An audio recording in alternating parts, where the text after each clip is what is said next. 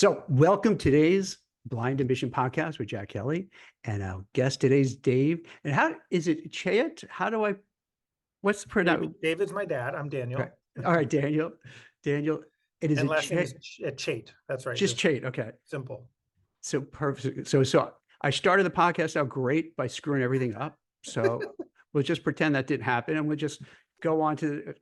So maybe you could tell a little bit what made you start the company and how you got here, because it seems like it's a really cool place and it's a way for us to really have a conversation about what's going on in the job market.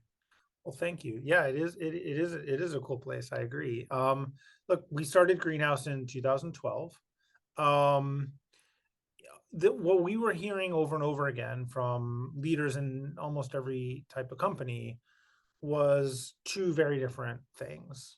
On the one hand, they were saying people are our most important asset. Talent is super critical to the business. We need to hire the right people if we're gonna succeed is critical.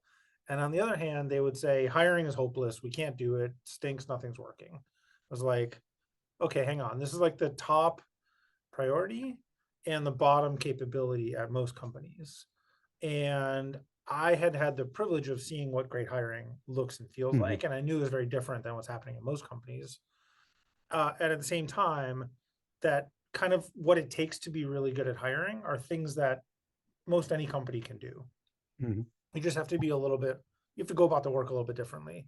And so the idea with Greenhouse was, hey, if we can help every company work differently in how they hire, be more planful, be more fair, use data and technology more effectively, that they can realize one of the most important priorities for every business, which is to compete and win for top talent and to do it efficiently and predictably.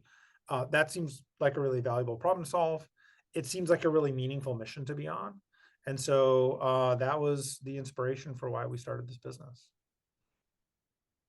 And when you say, what are some good ways to hire people? Because it seems that a lot of companies aren't having good ways because so many people complain about the onboarding, they complain about the ATS system, they complain about the getting ghosted. So how can companies have like a great way to embrace candidates and get them through the whole interview process and make them feel good about it? Yeah, do you know the way I think about it is like lots of parts of business are hard, Mhm. but people don't talk about them in the same helpless way that they talk about hiring. Nobody goes like, man, it's really tough out there for, you can't sell anything, there's no customers. Like, no, selling is competitive, it's challenging, Right. but there's a discipline to it. You show up every day, and you run your sales process it's competitive and it's hard, but you get results. And I think the reason why hiring feels so helpless is because people don't have that process, and so there's no hard work to do. It just feels Mhm. like, what are you going to do? And like it turns out, when you look at companies that succeed at hiring, there's a lot of very straightforward ways to systematize your approach to hiring. When you do those things, then it becomes like every other part of your business. Sure, it requires being good at it, it requires focused effort, but you don't feel this helpless. You don't feel like you're kind of adrift. You feel like it's good work to be doing. And so what does that look like? Well, it starts when you open up a job. I think too often when a company opens up a job, they don't put a plan in place for how they're going to find the person, how they're going to interview and assess the right candidates, and then how they're going to go ahead and make an offer that's going to be fair and going to be accepted. But if you skip that step, then you're kind of adrift. On the other hand, if you make that plan up front, if you put in a good structured process, you say, okay, we're going to interview for these handful of skills, and here's the questions that we're going to ask every candidate, the same questions. Here's who on our team is going to participate, what their role is, and then here's how the process is going to work. Well, then everything else gets set up for success. And so that's more than anything what it looks like when hiring is set up for a good outcome. Now, what happens on the other side of the coin when you have the bad stuff with, ghost jobs and other things that kind of drive everyone crazy a little bit? Yeah, well, let me just start by saying the job market right now is probably one of the worst that I've seen. Is it so starting when? Because that's like I hear from so many people feeling that way. And then what we were talking a little bit before we just went live is that you think it's just you that's going through it, but when you start talking, everyone says, "Oh, I've gone through this too." So why, when you say it's the worst, starting when? Was it like this Yeah, last you know, year it's almost or? like it's almost like the universe is gaslighting you when you're in that position. You open up the newspaper and you're like, oh, unemployment is low, and inflation's coming down, Yes. wages are up. I think those kind of large headlines that we see, Mhm.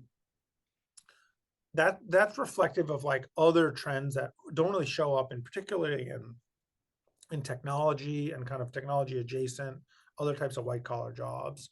It reflects a lot of, to be fair, real stuff in government, healthcare, some services jobs, some hospitality jobs, where it is quite different.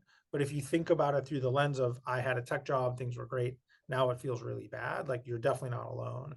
And really, when that reset was in late 22, when interest rates came off the floor. Interest rates had Mhm. been basically zero for a decade, and all of a sudden they spiked up in that kind of post-COVID rebound, and that really set the stage for a wave or successive waves of layoffs in the tech industry, followed by a period of really cost rationalization, which really results in a lot of scrutiny around hiring and salaries, particularly in tech and tech adjacent industries that we're still in. So that's one big thing that happened. Is Mhm. just got the job market got a lot more constrained in that part of the world. The second thing that happened at the same time, but for completely different reasons, is it got easier and easier to apply for jobs. And so people are applying for more and more jobs than they ever used to. And so just at the same time when the jobs themselves are getting more scarce, the number of job applications is going up and up.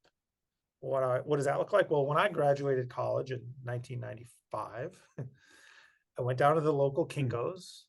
I chose ivory paper and a font, and I printed out 20 resumes or whatever, and I put them in envelopes. I sent them out, and that was the extent of what I could do. But today, you can send out hundreds of job applications at the push of a button, all AI assisted.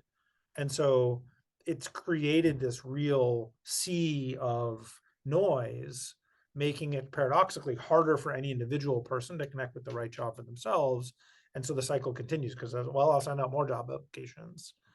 So that those are some of the trends that are converging right now to create the state that we're in.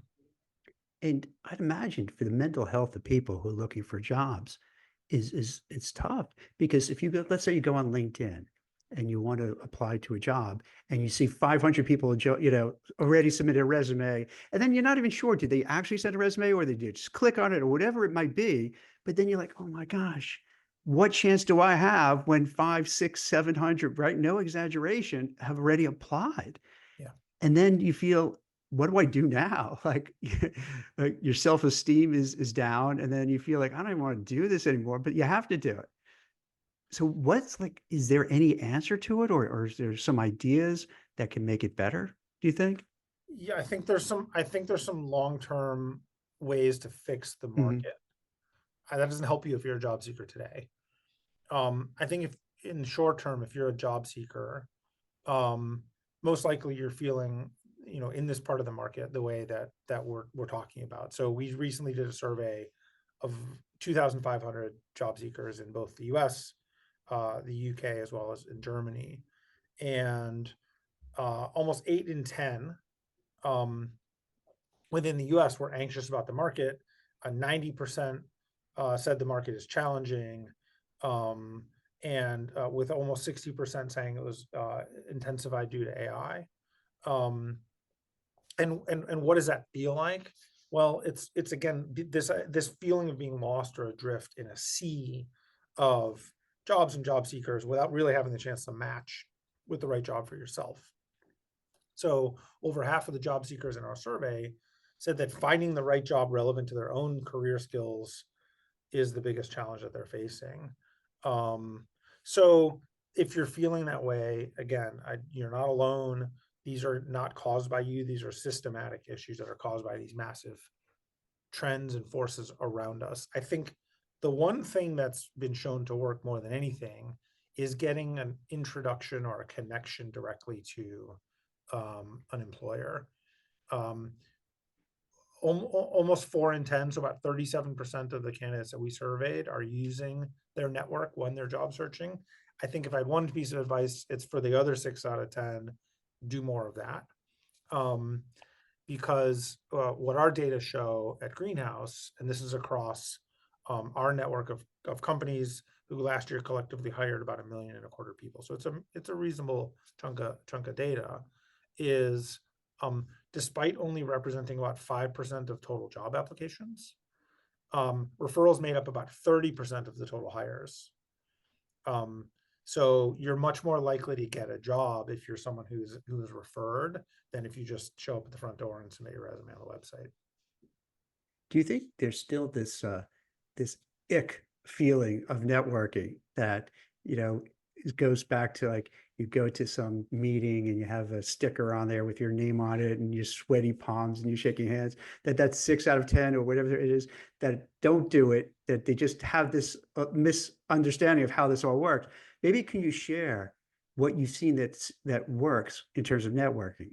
Um, I think there can be. I mean, I think it's uncomfortable mhm, sometimes for people to ask for help, or yeah, as you kind of indicated, it's like feeling like you're selling something somehow or yeah, whatever. Plus, I think it's just I think there can be a tendency for people to feel, if they're looking for a job or if they haven't got a job, a sense of shame or a sense of that they're lesser than. So I think those feelings really are out there. What I would say is that just because those feelings exist, that one doesn't have to let them be an obstacle to taking those actions nonetheless. So doing it despite feeling that way is the way forward. Um, and no, I don't think it's like showing up at a mixer with a sticker on and going around and handshaking. First of all, I only think that's people our age that think about that stuff. I don't think. right, right. I probably shouldn't use that as an example. It kind of ages us, right? Yeah, I mean, I definitely image resonates with me as well. I don't know that, I think today, like so much stuff happens online. And I think if you don't already have those connections, um, then you think about how do I build or forge those connections. And the good news about today's world, it is so interconnected, is so transparent that you can do those things. People can navigate on LinkedIn, they can post about Mhm. topics they're interested in, they can join online communities and meet other people and talk about these things. And frankly, people just post on the open internet about their job search. I'm looking for a job. Here's what I'm really good at. Here's the things I've already done. Here's the kinds of companies I'm trying. Is there anyone out there that can help me? And I've seen a lot of people like pick up on those stories. And the next person you meet may not be the person that hires you, um, but they're one introduction closer to getting that job. So it's a numbers game, and you just gotta keep it up and go do it. If you are already connected to that company, then it's just simply a matter of getting the right person's attention and delivering the right message, again with a little bit of luck and timing.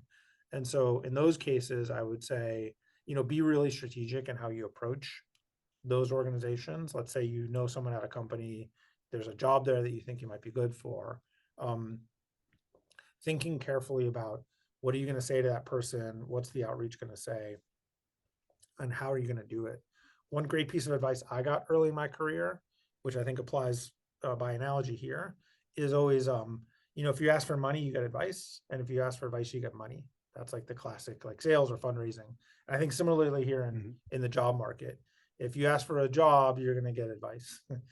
But if you ask for advice, often that can lead, into a more productive opportunity to get a job. So you say, hey, look, I'm really interested in your company. I saw this role. How would you suggest I go about it? Is there skills you think I might develop, or are there parts of my resume that you think are really applicable to this role? Like, you can think of a way to frame it as advice seeking to somebody that you already know. And what they'll often think is like, yeah, I can give you advice, but like, I actually think you should apply for that job. That's a great Mhm. idea. And then, you're off to the races. Yeah, what do you think about this? Because oftentimes I'd advise people, and I understand it's not easy, particularly for people who are maybe a little, I don't want to say shy, but they're Mm. not, some people are outgoing extroverts, others not so much perhaps. To find somebody, let's say I want to work at Greenhouse, find someone Yeah. like, as you mentioned, go on LinkedIn, go to different, so find people who do you kind of know. First, if you know someone really well, that's great. If not, maybe a loose tie, that's okay.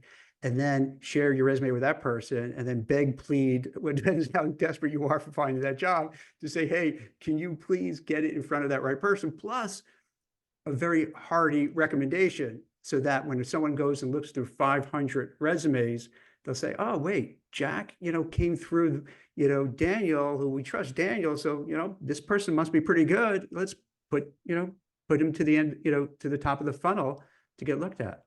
Is that something you think would be helpful? I mean, I think that's kind of what it looks like when it Mhm. works. And again, you can't say this enough. Like, it's not easy, and it's, make it sound glib here by saying, oh, just go Right. network your way in. Like, no, it's super challenging. I have a lot of empathy if you're that person trying to do it. Like, it's it can seem daunting to like hit send on that note. It can feel bad to be in a position of needing or wanting a job. I get all that. It's very, very true. It's very, very real. Um, I would just offer the encouragement that um, that it's the best way, it's the most effective way to do it. And so, despite the fact that it may feel tough and that it's going to result in a bunch of no's and a bunch of ignores, and it's not going to just be a guaranteed success, that is a successful path. But it's not the only path. I think, there's a Mhm. lot of people that are, especially in today's tech economy, that are reskilling or upskilling.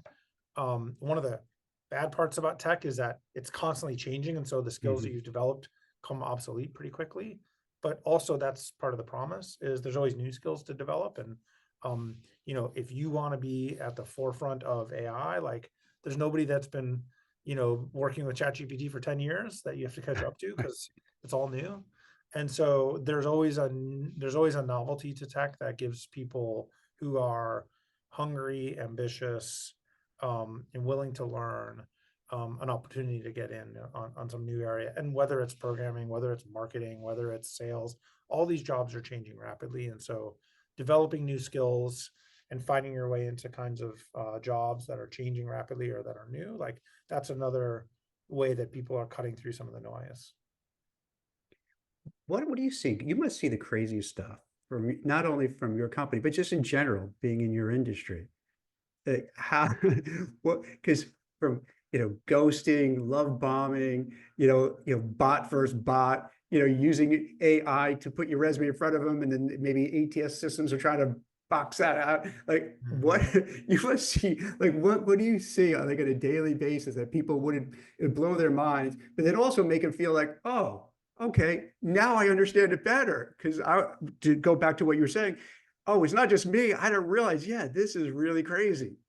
Yeah, well, you hit on one of the common things that everybody is wondering about, which is this idea of ghosting. That, like, it's one of the most persistent complaints that job seekers have, um, is that they get in somewhere in a job seeking process, and then they just mysteriously never hear back for any reason, even to be told no. Um, it's super frustrating, and it can make you question, what did I do something wrong? Um, is there a problem that I wasn't aware of? Did I miss something in my spam folder?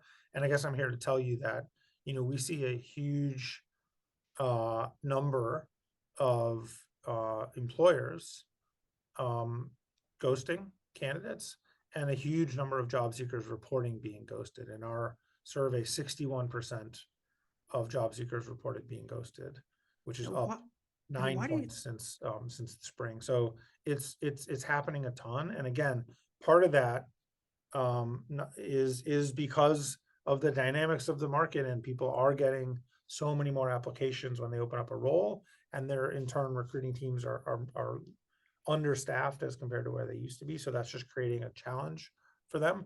But also, a lot of organizations, they don't have the operational capability, they don't have the internal rigor, they don't have the technology to make sure that they get back to everyone, regardless of whether they're moving forward or not. And so, what they're forced to do is they only prioritize the people they're moving ahead with. So if I want to offer you that next interview or movie forward, I'll reach out to you. But the 15 other people that I met who I'm not moving forward with, they tend to triage them and say, well, I'm not gonna spend time getting back to them. And so it leads to a really horrible experience. it's a horrible experience for the job seeker, but also it's probably not so great for the PR of the company itself. Because let's say I go through 4 interviews, 5 interviews, put my heart and soul into it, and then I'm ghosted and I don't hear back. I send an email, I send whatever, don't hear back. Then I would probably say to people who ever ask me, "Hey, Jack, what did you think of company XYZ widget company?" I'd say, like, I don't want to talk ill of them, but I would not advise you to send your resume there because it doesn't go well. So it hurts the company as well as the person whose self-esteem and confidence is hurt because they just get ghosted. Well, we just talked about this a minute Yeah, ago about the importance of referrals as a job yeah, seeker. Well, the other side of that is if you don't manage a good reputation as an employer, you're not going to receive those referrals as much.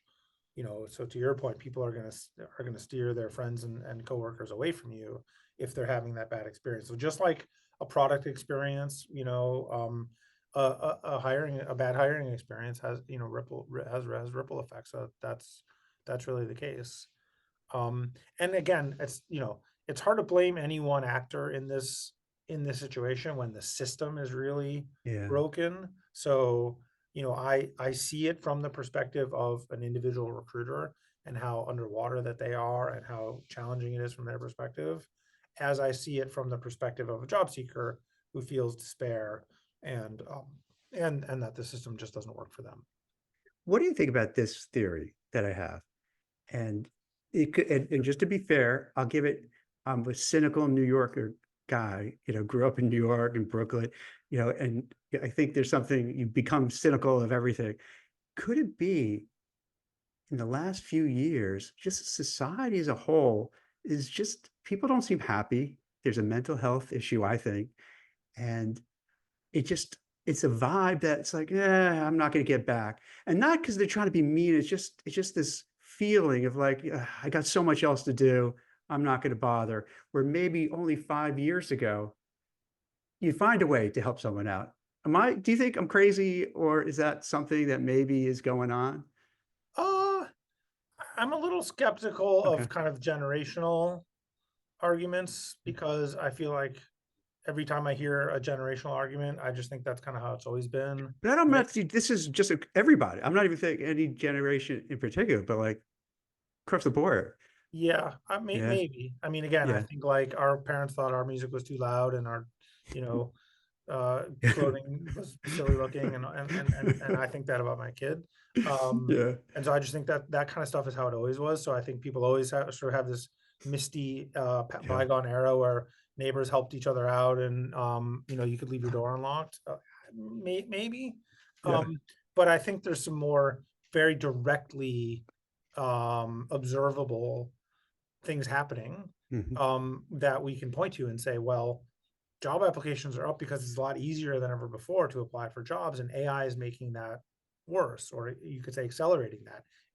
Today I can go out there if I'm a job seeker, find a tool, give it my resume. It will automatically create many versions of that resume, customized to hundreds of jobs, automatically write a cover letter for me to that company, personalized to them, and submit it on my behalf. So, like, definitively, it is a lot easier to apply for jobs, and people are applying for more and Yeah. more than they ever used to. And so maybe also like your neighbor used to help you get a job. But mostly I think it's just people are awash in noise because the tools have made that the case. And at the same time, when we look at the economy, it's just a really constricted hiring market, particularly in tech and tech adjacent fields. Um, and so you have fewer people, you have fewer jobs and more job seekers, and that's why it feels that way. And so there might be other causes, and there's always many things that contribute to a situation, but I like to focus on the things that we can do something about, because it gives us a way forward. Well, if those are the challenges, then we can Mhm. ask ourselves what could be done about those things and how could we help solve them. And as an entrepreneur, and particularly someone in this field, like, I'm always trying to think about problems through the lens of what actions can we be taking to make the problem better. So in that vein, what do you have some ideas of different ways that it can improve it?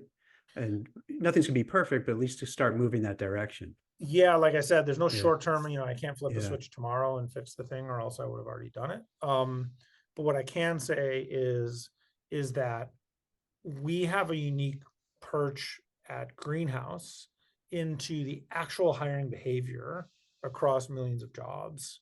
And so we see, for example, that across our customer base last year, there were 14.4 million applicants in the second quarter of this year that did not get an email from the employer that they had applied to. 14 million. Wow. Right? It's a huge number. So okay, so what can we be doing? Well, we can make it way more likely that those employers are going to get back. So we provide tons of automation. We recently released a feature called Greenhouse Verified, which lets employers and hiring managers earn badges for good behavior. So if you're one of those hiring managers that never ghosted a candidate, that always got back to them, I have good news for you. You can now earn a Greenhouse Verified badge that you are communicative. And you can put that badge right up on the jobs page so that applicants can see it. And they know that when they apply to this job, that there is a certification that they're going to get responded to no matter what. They're not going to get ghosted. And I got to say, if I was a job seeker, I would look for those jobs. And if I was an employer and my hiring managers weren't doing that, I'd be all over it. So there's a lot of things that I think we can do now that so much of our work life is governed by software. Everything we do is shaped by the interfaces we deal with. That as a software vendor, we have a responsibility, but we have an opportunity to really change that behavior. So we're thinking about things like Greenhouse Verified, and like the ability to better manage your job seeker data as a job seeker, as you apply to jobs, as ways to help cut through a lot of that noise and stop the market from being so bad for people. So it'll take time to really grow to the point where it's having meaningful impact on lots of people, but we've already started down that path. Are there other, I love that idea about the badges, and it holds them accountable as well. So then they don't want, and if they do ghost or do something wrong, you're like, wait a minute, you're the guy who's not supposed to be doing it wrong. So And you don't, it's not a lifetime badge. yeah, so you have to keep it up. So are there some other things that you feel could be put into place, but it's not going to, like you said, put on the switch and it's going to work. Yeah, but just absolutely. start. Absolutely. I mean, we look at what are the top complaints and challenges that job seekers have, and what are the behaviors that we look at that we affect or control through Greenhouse of hiring managers and teams. And so ghosting is a big one. Another big one is just treating people fairly. People have a suspicion when they go for a job interview, well-founded, by the way, suspicion that there's often not a lot of thought put into the questions. Either I'm being asked questions that have nothing to do with the job, I'm being asked questions that are unfair or even potentially illegal. Sometimes they're just not even paying attention. They're just sort of like chit-chatting with me because they aren't really all that focused. But there's a meaningful portion of employers where they've really put that thought into, here's my structured hiring plan, here are the key skills we're looking for, here's exactly the set of questions we're going to ask and how they relate to those skills. And they deliver a very meaningful, science-based, structured interview process. And so for those hiring managers, they can also earn a badge in Greenhouse because they fill in those scorecards. And so by the time they make a hire, if you're one of those employers that's filled in all your scorecards, and you do that significant amount of the time, you get a badge for that as well. And so as a job seeker, I want to look for jobs at places where I know I'll be evaluated fairly, that they will look at the data and use that to guide decisions. And we've got a badge for that too. So we're starting to see more and more, like in our survey data, the problems that job seekers are facing, the behaviors that employers are exhibiting that cause those problems, and then what we can do to influence or reward the positive behaviors there. I think it's really powerful. Absolutely.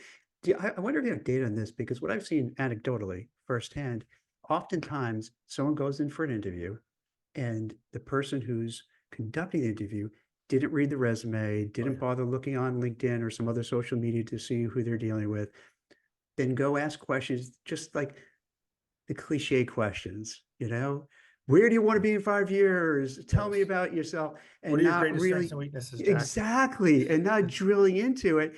And you scratch your head like, all right, how is this really? What are you getting out of these just very basic, boring, bland questions? And then also, what I've noticed, and tell me if you've seen this as well, it seems to me, and I could be 100% wrong, that oftentimes they'll put somebody into interview, but they don't train that person how to interview. They just believe, oh, okay, because you're a good worker or whatever manager, you know how to interview.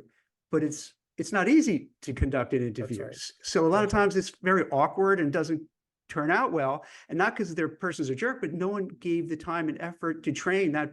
Like no one went to train, hey, let's train Jack Kelly and Daniel, and let's make sure, and Dave and Joe and Bob, and let's make sure, they all kind of know, here are the things you really have to cover. This is what you need to know. This is what you have to be prepared at. But I don't think they do that at a lot of companies. And I wonder if that's one of the reasons also things just get all clogged up. Does that make any sense? I think that's absolutely Yeah. that absolutely happens all the Yeah. time. And I guess what I would say is like training is great. And I think, Hmm. if you train people in interviewing techniques, like it surely has an impact. At the same time, everybody's busy and has a job to do. And interviewing is often a secondary part of that job.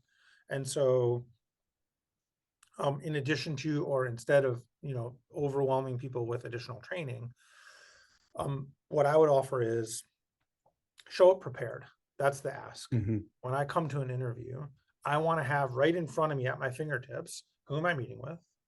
Where are they in the process? Who've already met with them? What have they already been asked? What is my job as an interviewer? Like, why am I in this meeting? I'm supposed to ask the following few questions. I'm looking for the following Hmm. few characteristics. And here's the data or the form you want me to fill out afterwards. Make that really easy for me as an Right. interviewer. And then I'm good, because I'll tell you, like my job, and I'm sure a lot of people's jobs listening to this, I'm in meetings all day. I'm back to back. And when I show up to a candidate, I may have a minute or two before that meeting to get my head in straight. So if I didn't have that right at my fingertips, Yeah.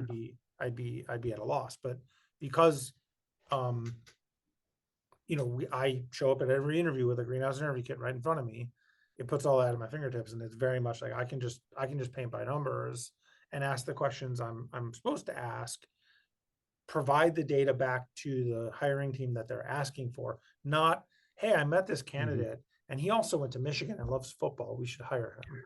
Like, no.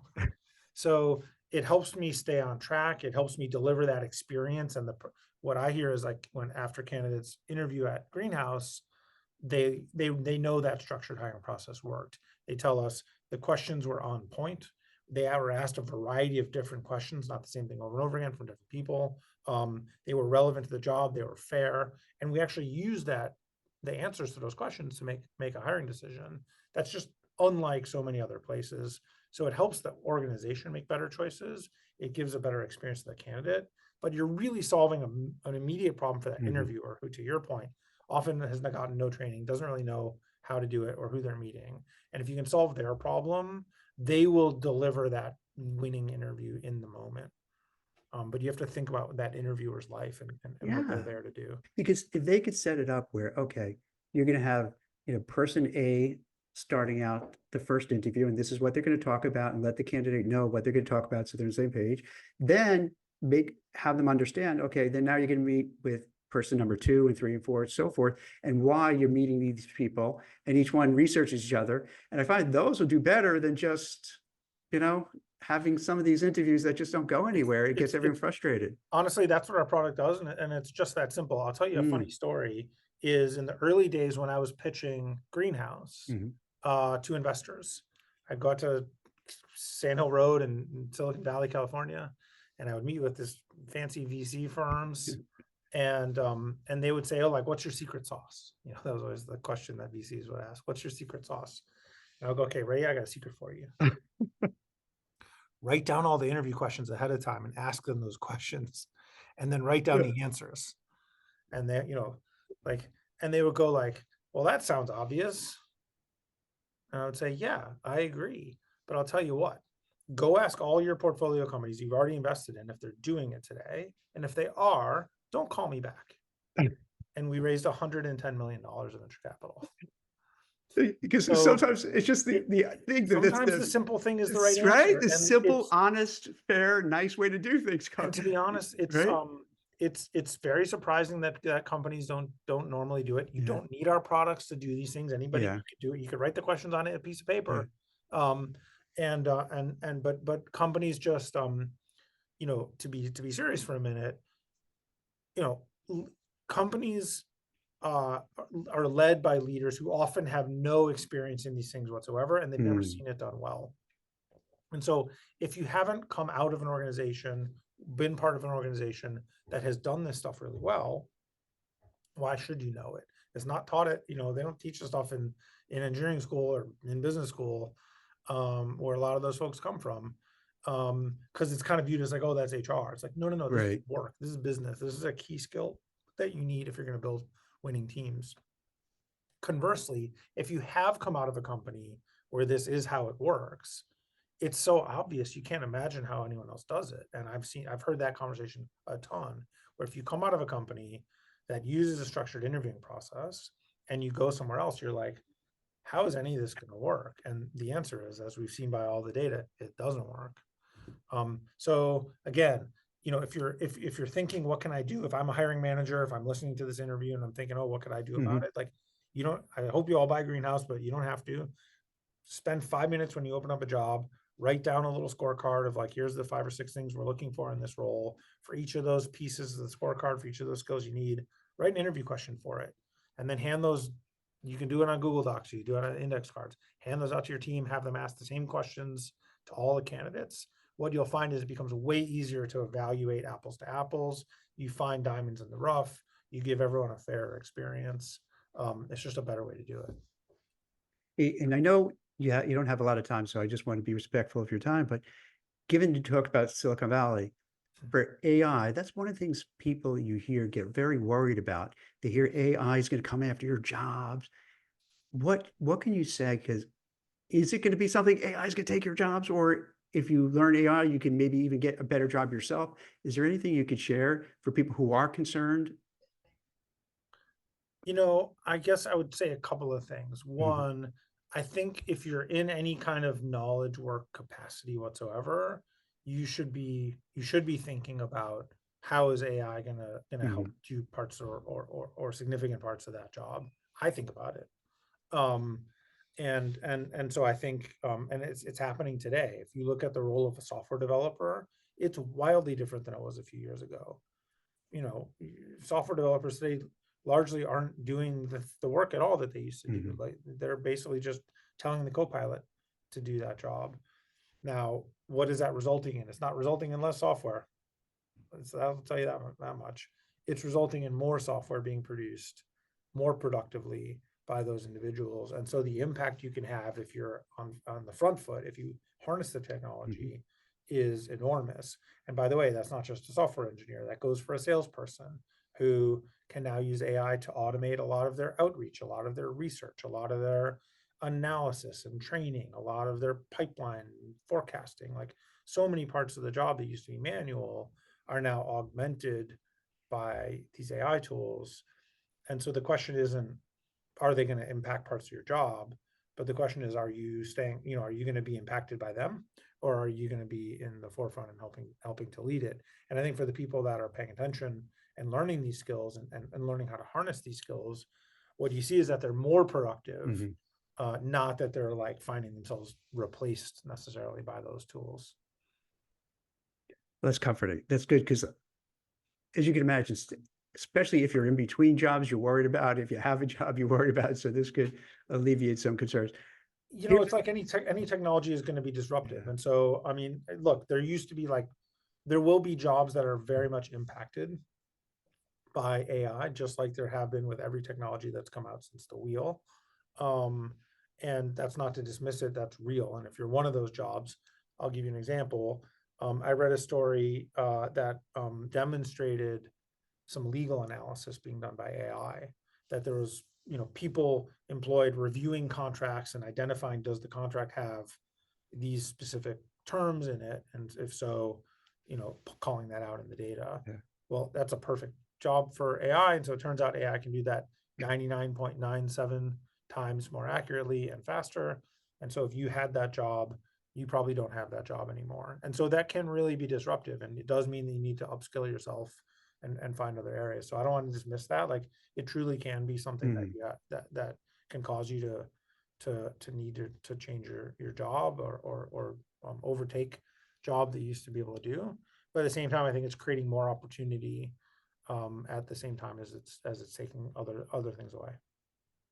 That's awesome. Anything that I didn't ask you that you feel that you'd like to share with the audience? No, I think we Yeah. I hit on the big Okay. things that are on my mind, which is just really like the soul crushing nature of today's job market, and some of the optimistic and hopeful things that we're trying to do about it, and some of the practical things that if I'm a job seeker today, I can be doing about it as well. So yeah, that was a All great right. conversation. By the way, what's strong yes with the hat? What's going on? I see that on your LinkedIn, It's a flow. thing, right? What is that? So I'm trying to so figure out what is right, that. so Yeah. famously in Greenhouse, if Yeah. you evaluate a candidate, Uh-huh. you can do it, you do it along sort of the spectrum from Hmm. definitely not to strong yes. Okay. Okay. And so it's always a fun thing when you're interviewing someone and the interview's going really well. Yeah. If you've used Greenhouse, you know that feeling where you're like, oh, this one's a strong yes. And so it's always really fun at the end to mash that dark green button and submit it, and everyone feels great about it. And so we thought, let's capture a little bit of that feeling and put it on some swag. But Yeah, it was cool because I see with the little caps on with the strong yes. I was like, I'm trying. Wait, what is that? it's the positive feeling when you meet that great Awesome. talent and you just know your team's going to get better. And so we thought we'd put that on a hat. Well, Daniel, I appreciate you taking the time because there's so many, dude, I'm telling you, there's so many people. And I know you know this, but I think the audience needs to hear it again and again. It's so many people are so frustrated, worried, scared, and understandably so. Yeah, So you're able to, in a nuanced way, in a calm way, explaining how these things work, what's happening. It's not just you, it's going across the board, how you can network with people, to get a job, and just laying out and why some things just are kablooey, things like, in giving yep. what goes behind the scenes, that again, it's not you, this is what's going on behind the scenes, why maybe it's a little bit more challenging. And this way it doesn't hurt you so much. It can be frustrating, but at least okay, it's not me, this is just the system, and we just got to work its way through and understand. And in a way, I think that helps people mentally to feel, oh, okay, so I can do it. There's a lot of roadblocks, a lot of obstacles, but they're going to be, we could overcome that and I can get that new job. I hope so. So this is really great. And I think much needed. So I really appreciate you taking the time and sharing your thoughts on it. Thank you. Thanks, Dan. It's a great conversation. Bye.